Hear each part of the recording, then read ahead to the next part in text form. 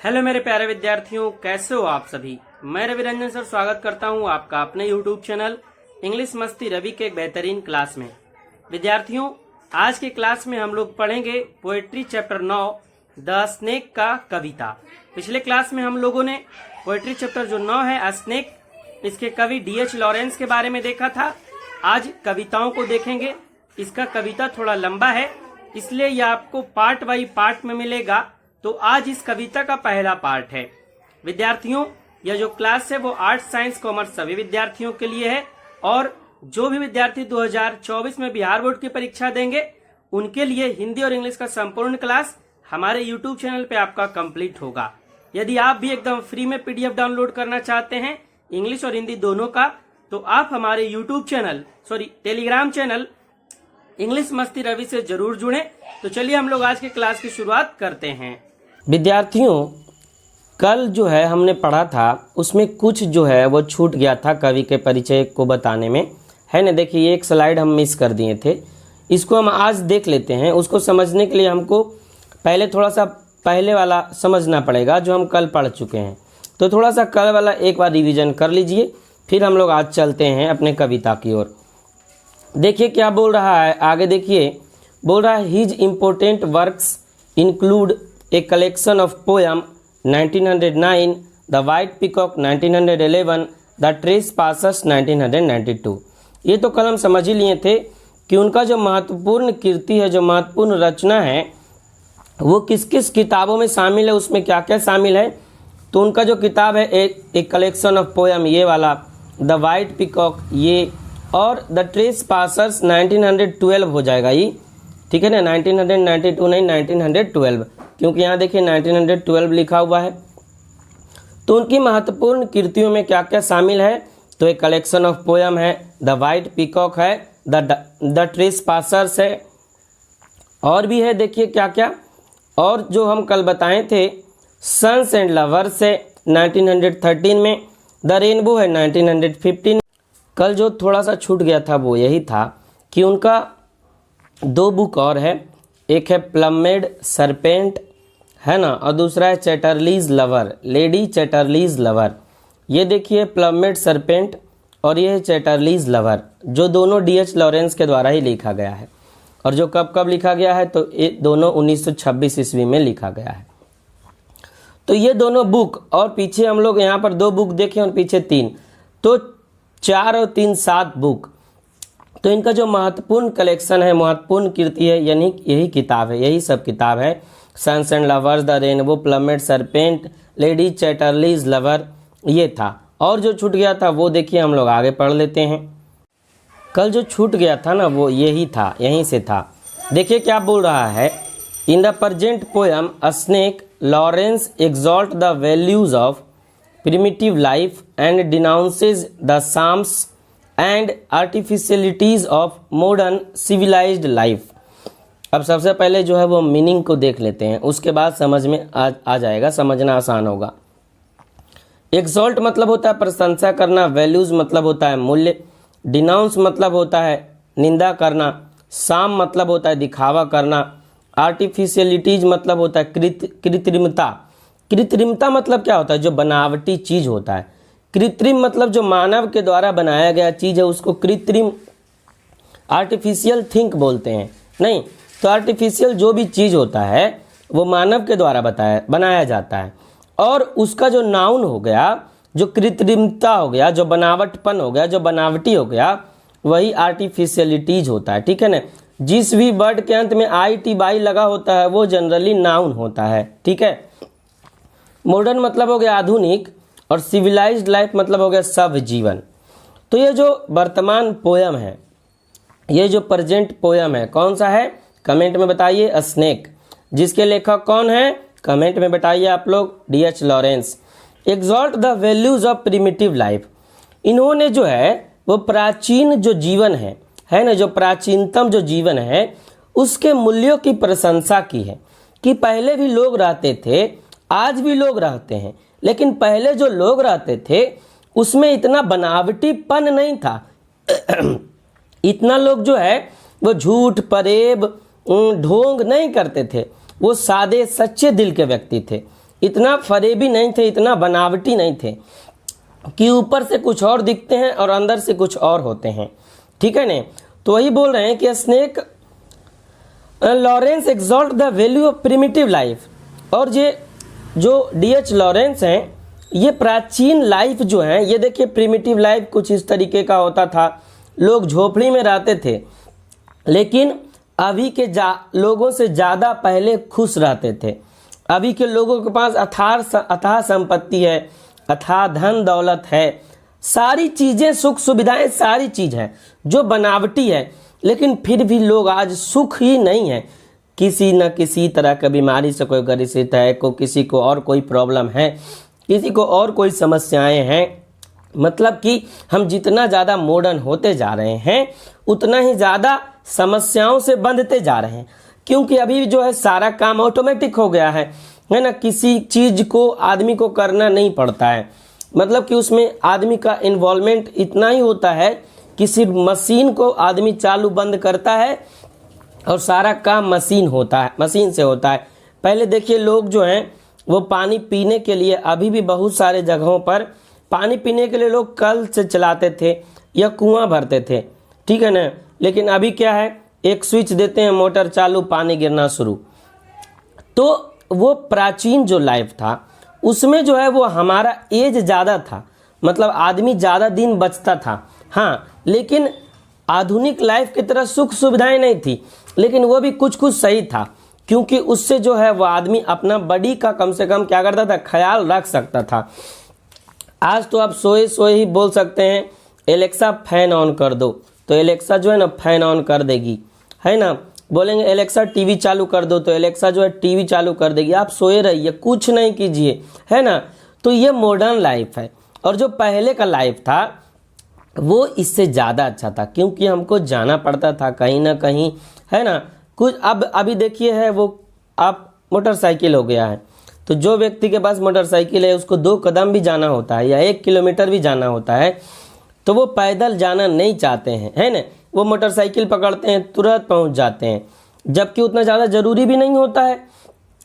और पहले के लोग जो है वो 10-10 किलोमीटर तक पैदल चलते थे, जिनसे उनका शरीर क्या रहता था, स्वस्थ रहता था, अच्छा रहता था। अभी जो लोग हैं वो एसी में रहते हैं, और थोड़ा सा ही अगर वो बाहर धूप में निकल जाते हैं तो उनका चमड़ा जो है ना वो लाल हो जाता है, और धूप से जो चमड़ा है वो झुलस जाता है। तो ये देखिए मॉडर्न लाइफ है, वो देखिए प्रिमिटिव लाइफ है। तो लॉरेंस जो है वो प्राचीन लाइफ, जो प्राचीन जीवन है, उसके मूल्यों की प्रशंसा करते हैं। वो बताते हैं, वो समझाते हैं कि आपका जो प्राचीन मूल्य था वो क्या था। एंड डिनाउंस मतलब होता है निंदा करना, एंड डिनाउंस, और वो निंदा करते हैं the shams and artificialities of modern civilised life.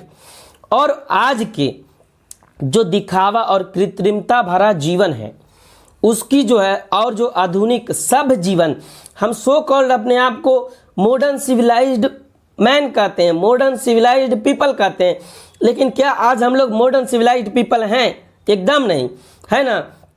पहले लोग जो हैं वो घरों में रहते थे, सब एक साथ रहते थे, ज्वाइंट फैमिली होता था, है ना। वहाँ बच्चों को मन भी लगता था, दादा दादी होते थे, नानी होते थे, सारे लोग होते थे। अभी लेकिन जैसे ही शादी होता है तो देखिए जो लोग हैं वो अलग हो जाते हैं, और वो अलग एक न्यूक्लियर फैमिली बना लेते हैं, छोटा फैमिली बना लेते हैं। तो वो प्राचीन लाइफ था, आज मॉडर्न लाइफ है। मॉडर्न लाइफ दिखावे के लिए अच्छा लगता है कि आज हम लोग बहुत अच्छे दुनिया में जी रहे हैं, हमारे पास मोबाइल है, एक वर्ड बोलें तो सारा काम हो जाता है। लेकिन जितना हम टेक्नोलॉजी में आगे बढ़ रहे हैं उतना ही हमारा जो है वो पतन होता जा रहा है। हमारा क्या हो रहा है? पतन होता जा रहा है। हाँ, टेक्नोलॉजी भी हमारे लिए सही है, लेकिन हमारे जो संस्कार है, जो संस्कृति है, उसको हम भूलते चले जा रहे हैं, है ना। किससे कैसे बात करना चाहिए, समाज में किस तरीके से बोलना चाहिए। आजकल के जो बच्चे हैं वो समाज में मतलब लोगों से बोलना तक नहीं चाहते। उनके पास एक फ़ोन होता है, बस फ़ोन में लगे पड़े रहते हैं, है ना। नहीं देखते हैं कि कौन बड़े हैं, छोटे हैं, क्या है। तो वो था जो प्राचीन लाइफ था। आज जो है वो मॉडर्न लाइफ है। तो ये जो कवि हैं वो मॉडर्न लाइफ की क्या करते हैं, इसके जो दिखावा है और इसकी जो कृत्रिमता है, जो बनावटीपन है है ना, वो जो आधुनिक आपका जो सब जीवन है उसकी घोर निंदा करते हैं। कौन? कवि, है ना। तो यहाँ तक कवि का परिचय था। आगे हम लोग देखते हैं अब उनकी कविताओं को, क्या कविता है वो। ठीक है, चलिए हम लोग कविता की ओर बढ़ते हैं। तो देखिए कविता क्या है और कवि क्या बताना चाह रहे हैं इस कविता के माध्यम से। ठीक है, कविता है आपका स्नेक, जिसके लेखक हैं D.H. लॉरेंस। अब समझिए, आज हम मीनिंग नहीं लिखे हैं, लेकिन आप लोग अकबक नहीं होइएगा, मीनिंग जो है वो हम आपको बताते चलेंगे, क्योंकि वही स्टाइल है, बिना मीनिंग के हम तो पढ़ाते ही नहीं हैं, है ना। मीनिंग आपको एक एक मीनिंग पता रहेगा, तभी आप हिंदी समझ सकते हैं। आगे देखिए क्या बोल रहे हैं। As a snake came to my water trough on a hot day and I in pyjamas for heat to drink there. बोल रहे हैं कवि क्या, a snake came to my water trough. Water trough मतलब होता है नाद। ये देखिए नाद जो है ना, जिसमें पानी रखा जाता है, बड़ा सा, आपके भी घर में होगा, जिसमें जो है वो बैल गाय ये सब जो है वो खाना खाता है ना, उसको नाद बोलते हैं। और उसमें खाना भी होता है ना, मतलब जो गाय बैल है उसको हम खाना भी दे देते हैं और उसी में पानी भी उसको देते हैं। तो यही देखिए पानी वाला नाद है, एक तरह से टंकी बोल सकते हैं इसको। क्या बोल सकते हैं? जो हमारा टंकी है वो एक तरह से नाद ही न है। मतलब कि पहले जो वो मिट्टी या तो सीमेंट का ऐसे नाद बना होता था, आज आपको प्लास्टिक का जो वो आपके छत पे टंकी होता है वो होता है। तो दोनों एक ही चीज़ है ना। तो वाटर ट्रफ मतलब क्या होता है? नाद, एक तरह से पानी जमा करने वाला जो पात्र होता है, जो पानी जमा करने का जो बड़ा सा क्या होता है, जगह होता है, उसको वाटर ट्रफ बोलते हैं। तो इसमें और ऐसा कोई मीनिंग नहीं। हीट मतलब होता है गर्मी, ठीक है ना। ड्रिंक मतलब पीना। अब देखिए बोल रहे हैं कवि क्या, कि एक स्नेक जो है वो मेरे पानी के नाद के पास, जहाँ मेरा पानी जो रखा जाता था वहाँ पे आया। कौन आया? एक स्नेक जो है वो मेरे पानी के नाद के पास आया। ये देखिए स्नेक जो है वो किस तरीके से पानी के नाद के पास, कवि के पानी के नाद के पास गया है। देखिए ये स्नेक है और स्नेक जो है वो पानी पी रहा है कैसे, है ना। और ये देखिए आपका जो इधर ऐसे दिख रहा है वो नाद है, और ये बड़ा सा नाद यहाँ दिख रहा है आपको। वही बोल रहे हैं on a hot day. On a hot day मतलब कि क्या था? काफ़ी गर्मी वाला दिन था, है ना। कैसा दिन था? गर्मी वाला दिन था। तो गर्मी के दिन में आदमी तो प्यासा हो ही जाता है। आदमी के साथ साथ जो पशु पक्षी है ना, जो सांप और जो भी कीड़े मकोड़े हैं, उनको भी प्यास उतना ही लगता है जितना आदमी को लगता है। नहीं बोलते हैं क्या कि छत पे जो है वो गर्मी के दिन में थोड़ा कटोरी में पानी रख दीजिए, ताकि जो पक्षी है वो क्या कर सके, वो पानी को पी सके, है ना। और मतलब कि पक्षी भी आप ही के जैसा, हम ही के जैसा क्या होता है, और जो जानवर है वो प्यासा रहता है ना। तो उसको भी पानी की ज़रूरत होती है। और ज़्यादा जब गर्मी पड़ता है तो आपको ही पता है पानी वगैरह क्या होता है, सूख जाता है ना। तो जहाँ पानी का स्रोत होता है, जो जानवर हैं उनको उतना ज़्यादा अकल तो नहीं होता है, वहीं जाके वो क्या करते हैं, पानी पीना शुरू कर देते हैं, है ना, जहाँ उनको जो मिल जाता है कि नहीं। तो वही बोल रहे हैं, काफ़ी गर्मी का दिन था। On a hot day and I in pyjamas, और मैं क्या था, पजामे में था। देखिए इस तरीके से पजामा होता है, पजामे में कवि थे, और ये गर्मी का दिन था। देखिए गर्मी का दिन में क्या होता है, पारा बहुत हाई होता है, सूरज जो है वो काफ़ी तेज़ी से चमकता है, गर्मी बहुत ज़्यादा लगता है। अभी गर्मी का दिन ही है, हम लोग क्लास लेने जाते हैं तो इतना ज़्यादा गर्मी लगता है कि पूरा भीग जाते हैं। पंखा चलते भी रहता है तभी भी कोई फर्क नहीं पड़ता है। ये हमारा शर्ट देख रहे हैं वो 10 मिनट के अंदर पूरा भीग जाता है। तो गर्मी का दिन ऐसा ही होता है। तो कवि भी बता रहे हैं क्या कि ऑन ए हॉट डे, काफ़ी गर्मी का दिन था, आई इन पजामाज, और मैं पजामे में था, for the heat to drink there, और गर्मी क्यों मैं पजामे में था, क्योंकि जो क्या था, काफ़ी गर्मी था। टू ड्रिंक देयर, और मैं भी पानी पीने के लिए वहाँ पे गया था। जिस तरीके से वो जो सांप है वो कवि के पात्र के पास, कवि के नाद के पास पानी पीने गया था, उसी तरीके से कवि भी जो हैं वो उस नाद के पास पानी पीने गए थे। ठीक है, आगे देखिए क्या बोल रहे हैं कवि। कवि बोल रहे हैं, in the deep strange scented shade of the great dark carob tree I came down the step with my pitcher. अब समझिए यहाँ जो मीनिंग है वो क्या क्या है। स्ट्रेंज मतलब होता है विचित्र या अजनबी। विचित्र कोई चीज़ होता है, कोई दृश्य होता है, और स्ट्रेंज यदि कोई आदमी है तो वो अजनबी होता है ना। नहीं बोलते हैं अजनबी जो है उससे क्या बात करना है कि नहीं, मतलब जिसको आप नहीं जानते उससे क्या बात करना। तो स्ट्रेंज मतलब अजनबी ही होता है, और स्ट्रेंज मतलब विचित्र भी होता है ना। सेंटेड शेड मतलब यहाँ देखिए, सेंट मतलब वैसे सुगंधित होता है, लेकिन सेंटेड शेड मतलब हो गया कि सुहावनी छाया। पेड़ के नीचे जब हम लोग बैठते हैं ना, तो वो जो जब गर्मी के दिन में कि एक पेड़ जो है कितना छाया देता है, वो गर्मी के दिन में जब हम नीचे बैठते हैं पेड़ के नीचे, तो क्या होता है कि वो जो हल्का हल्का हवा लगता है उसी को हम लोग सुहावनी छाया बोलते हैं। नहीं, जब आप बहुत गर्मी में तरबतर हो जाइए और कोई पेड़ मिल जाए नीम का या बरगद का, उसके नीचे जाके बैठिए और जो हवा चलता है ना, क्या लगता है स्वर्ग में आ गए, है ना। तो वही कभी सेंटेड शेड मतलब क्या होता है, सुहावनी छाया। आगे डार्क मतलब क्या, बहुत अंधेरा बड़ा। कैरोब ट्री मतलब कोई, ये ट्री का नाम है, जैसे हम लोग के इधर मैंगो ट्री होता है ना, और भी जो ट्री होता है वो उसी तरीके से कवि के यहाँ कौन सा ट्री होगा, कैरोब ट्री होगा। आई केम डाउन, केम डाउन मतलब होता है आना वहाँ पे, ये केम डाउन एक तरह से फ्रेज है, ठीक है। स्टेप मतलब कदम। प्रीचर मतलब होता है सुराही, प्रीचर मतलब सुराही, या बोल सकते हैं जग, जहाँ जिसमें हम अपने क्या करते हैं पानी को रखते हैं। ये देखिए पहले का जो प्रीचर होता था कुछ इस तरीके से होता था, मट्टी का बना हुआ। अभी का जो प्रीचर है वो मॉडर्न प्रीचर है, देखिए कुछ इस तरीके से अभी जो डिजाइनदार प्रीचर बनता है ना, चीनी मिट्टी का। पहले लेकिन जो प्रीचर होता था वो मट्टी का होता था, और उसी में लोग जो है वो पानी भर कर रखते थे और पानी पीते थे। अभी के जैसा जो है वो तसला तसली है ना, वह स्टील का बना हुआ, प्लास्टिक का बना हुआ चीज़ें पहले नहीं होती थी। पहले जो है मिट्टी के ही बना हुआ सारा चीज़ होता था। देखिए एक आदमी जो है वो अपने छोटा सुराही से बड़ा जो टंकी टाइप का है उसमें पानी भर रहा है। तो पहले लोग कैसे पानी जमा करते होंगे, अभी के जैसे ही पहले बड़ा टंकी बना होता होगा। तो बड़ा टंकी किस टाइप चीज़ का बना होता होगा, मट्टी का। किस चीज़ का, मट्टी का। और छोटा छोटा टंकी जो सुराही होता है, देखिए ये भी ये प्रीचर ही है। इससे पानी जो है वो अपने बड़ा टंकी में ला के डालते होंगे। जिस तरीके से अभी क्या होता है, मोटर चालू कर दीजिए तो टंकी में पानी भरा जाता है, लेकिन पहले ऐसा कोई ऑटोमेटिक चीज़ नहीं था। तो पहले लोग बड़ा बड़ा टंकी बना लेते थे मट्टी के, और उसमें छोटा छोटा जो भी उनके पास सुराही होता था उससे नदी से पानी ला करके उसमें रखते थे, या फिर कुआं से ले जा करके पानी उसमें रखते थे। तो यही प्रीचर है। प्रीचर जो है उसको मतलब पात्र जग बोलते हैं, है ना, या फिर पानी रखने वाला पात्र, या फिर सुराही जिसमें पानी हम लोग रखते हैं। घड़ा भी बोल सकते हैं, कोई बड़ा बात नहीं। फ्रिज से ज़्यादा बढ़िया घड़ा है बाबू, है ना। ये देखिए ये पहले के ज़माना का था, ये भी पहले का ज़माना का, ये लेटेस्ट ज़माना का है।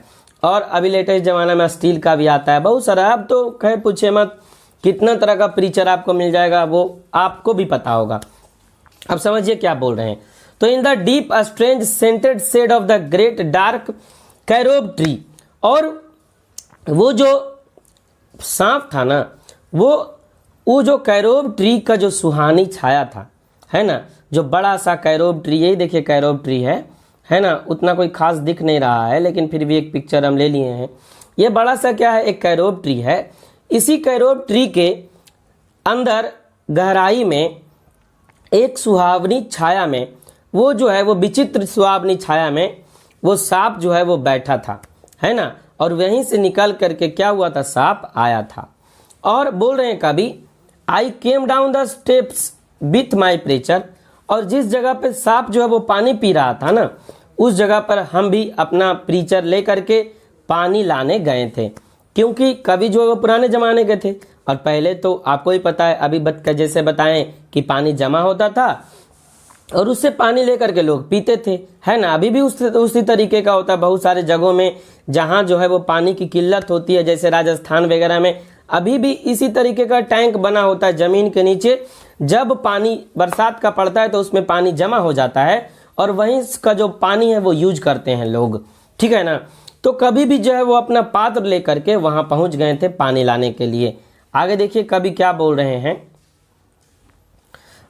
And must stand and wait, for there he was at the trough before me, he reach down from a fissure in the earth wall in the gloom. अब देखिए समझिए थोड़ा सा, जो मीनिंग है वो हम समझते हैं। मस्ट वेट मतलब अवश्य इंतजार करना, स्टैंड मतलब खड़ा होना, है ना। ट्रफ मतलब क्या है, पहले ही बता दिए, नाद। ये देखिए ट्रफ है। बिफोर मी मतलब होता है मेरे सामने, बिफोर मी मतलब मेरे सामने। रिच डाउन मतलब होता है पहुंचना, रिच डाउन मतलब पहुंचना। फिशर मतलब होता है दरार, फिशर मतलब क्या होता है, दरार। पृथ्वी के नीचे जो फिशर होता है ना उसको दरार बोलते हैं। इस तरीके से खो, इस तरीके से देखिए दरार। और एक और है, यहाँ आपको घास के अंदर एक होल दिख रहा होगा, इसको भी फिशर बोलते हैं। और यही सब दरार और फिशर में जो है वो सांप रहते हैं, है ना, क्योंकि यही उसका जगह होता है, यही उसका स्थान होता है। तो देखिए फिशर मतलब क्या हो गया, पृथ्वी के नीचे जो दरार है वो, ठीक है ना। अर्थवाल देखिए यहाँ लिख दिया है। ग्लूम मतलब होता है अंधेरा, या ग्लूम मतलब उदासी भी होता है। ग्लूम मतलब अंधेरा होता है, ग्लूम मतलब क्या होता है, उदासी। जैसे जब हम सैड हो जाते हैं, ग्लूम का हम सैड सिनोनिम्स बोल सकते हैं। ग्लूम का सिनोनिम्स क्या बोल सकते हैं, सैड। क्या बोल सकते हैं, सैड। तो देखिए अब समझिए, and must wait, must stand and wait. कभी बोल रहे हैं कि हम भी वहाँ अपना जो है वो सुराही लेकर के पहुँच गए, है ना, लेकिन हम इंतजार कर रहे थे, है ना, हम अवश्य इंतजार करेंगे, है ना। मस्ट स्टैंड और अवश्य खड़ा रहेंगे, एंड वेट और अवश्य इंतजार करेंगे। क्यों करेंगे भाई, क्यों इंतजार करेंगे, for there he was the trough before me, इसलिए इंतजार करेंगे क्योंकि जो सांप है वो मेरे से पहले कहाँ पहुँच गया, वो उस प्रीचर के पास पहुँच गया था, है ना। पानी पीने के लिए जो सांप है वो मेरे से पहले वहाँ पहुँचा था। तो एक मानवता के नाते हमको पीछे लाइन में लगना पड़ेगा ना।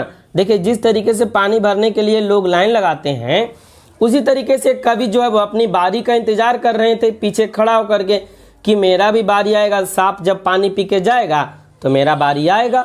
जिस तरीके से हम बैंक में पैसा जमा करने जाते हैं तो लाइन में लगते हैं ना, जिस तरीके से आप लोग कॉलेज में जब अपना फॉर्म भरने जाते होंगे या फिर नाम लिखवाने जाते होंगे तो लाइन में लगे रहते हैं, है ना। आगे एक कोई स्टूडेंट, पीछे कोई स्टूडेंट होता है, आपका जब बारी आता है तो आप जाते हैं। उसी तरीके से कवि भी जो हैं वो अपनी बारी का इंतजार कर रहे थे कि कब वहाँ से सांप जो है वो पानी पी के जाएगा तो हम अपने लिए पानी भरेंगे। क्यों, क्योंकि जो सांप है वो कवि से पहले वहाँ पहुँचा था, है ना। सांप जो है वो कवि से पहले वहाँ पहुँचा था। तो वही कवि बोल रहे हैं, and must wait must stand, है ना, हम अवश्य इंतजार करेंगे, अवश्य खड़ा रहेंगे। क्यों, क्योंकि जो सांप है ना वो हमसे पहले वहाँ पहुँच चुका था, पहले पहुँच गए। कवि बोल रहे हैं क्या कि जो है वो सांप जो है वो मेरे से पहले वहाँ पहुँचा था। अब कहाँ से वो पहुँचा था वो देखिए, तो कवि बता रहे हैं, he reached down from the fissure in the earth wall in the gloom. और वो जो सांप है वो पृथ्वी के जो दीवाल होता है, पृथ्वी का दीवाल इस तरीके से होता है पृथ्वी के अंदर, तो पृथ्वी के अंदर जो दीवाल है उसके दरार से वहाँ पे पहुँचा था। क्योंकि आपको भी पता है सांप कहाँ रहते हैं, इसी देखिए पृथ्वी के दरार से सांप निकल रहा है। ये देखिए पृथ्वी के जो चट्टान है उसका जो बिल होता है ना, जो छेद होता है, वही सब में क्या होता है, सांप जो है वो रहते हैं। और एक होल यहाँ भी देखिए, इस इतना बड़ा होल में भी सांप रहता है ना, उसके अंदर अपने आप को रखता है। तो ये देखिए इस तरीके से जो है वो सांप रहते हैं बिल में। तो कभी क्या बता रहे हैं, he reached down from a fissure in the earth wall in the gloom, है ना। वो जो है वो सांप वहाँ पे कहाँ से पहुँचा था, तो पृथ्वी के नीचे जो दरार है वो दरार से वहाँ पे पहुँचा था। और इन द ग्लूम, और क्या था, और उदास था थोड़ा सा। क्यों, क्योंकि प्यासा था, है ना। सांप या फिर आप भी प्यासे रहते हैं तो आपका चेहरा थोड़ा सा लटक जाता है नहीं, प्यास से। तो वो भी जो सांप था वो उदासी में वहाँ पे पहुँचा था, है ना। पृथ्वी के नीचे जो दरार है उससे निकल करके और थोड़ा सा उदास था, लेकिन पानी पीने के बाद खुश हो गया सांप, है ना। आज जो है वो क्लास यहीं तक रखते हैं क्योंकि स्लाइड जो है वो आपका यहीं तक बन पाया है। ये क्लास, ये चैप्टर जो है वो थोड़ा सा ज़्यादा लंबा है, तो 1-2 दिन और लगेगा, ये चैप्टर आपका ख़त्म हो जाएगा। ये चैप्टर जैसे ही ख़त्म होगा उसके बाद हम इस चैप्टर का ऑब्जेक्टिव क्वेश्चन देख लेंगे। प्यारे विद्यार्थियों, आई होप आपको आज का क्लास अच्छा लगा होगा। क्लास अच्छा लगा तो आप लोग लाइक कीजिएगा और इसी तरीके से आपका एक चैप्टर जो बचा हुआ पोएट्री है वो जल्द ही खत्म हो जाएगा। उसके बाद आपका प्रोज सेक्शन शुरू होगा। जिस तरीके से पोएट्री सेक्शन आपको 10 लेसन खत्म हुआ, उसी तरीके से प्रोज सेक्शन भी खत्म होगा और जल्द ही आपका हिंदी का भी क्लास शुरू होगा। ठीक है विद्यार्थियों, क्लास अच्छा लाइक कीजिएगा और चैनल पे नए आए तो सब्सक्राइब जरूर कीजिएगा, अपने दोस्तों को शेयर जरूर कीजिएगा। तब तक के लिए जय हिंद, वंदे मातरम। आप लोग खुश रहें, तंदुरुस्त रहें, मस्त रहें और मस्ती से पढ़ते रहें। गुड नाइट विद्यार्थियों, बाय बाय।